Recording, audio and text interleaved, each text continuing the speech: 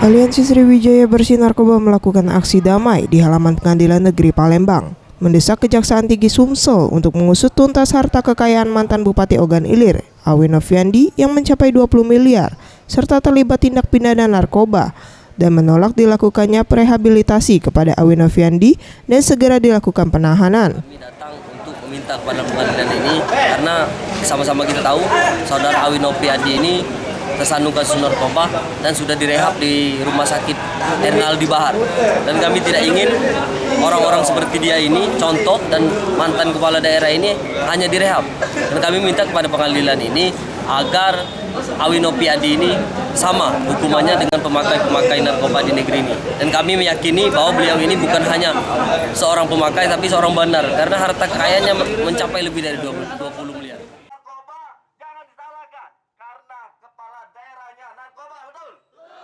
Menanggapi hal tersebut, Saiman, Humas Pengadilan Negeri Palembang mengatakan bahwa sampai saat ini berkas perkara mantan Bupati Ogan Ilir tersebut belum disidangkan. Namun ia meminta kepada semua pihak untuk menunggu persidangan dan menghormati proses persidangan nantinya. Biarkan hakim dan jaksa penuntut umum bekerja secara profesional dan seadil-adilnya.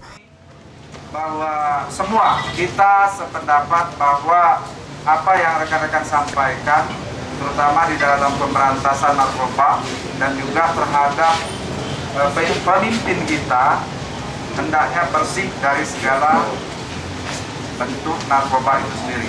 Itu yang pertama. Terus kemudian yang kedua, untuk masalah persidangan, sementara ini kan perkaranya baru dilimpah dan itu belum disidangkan.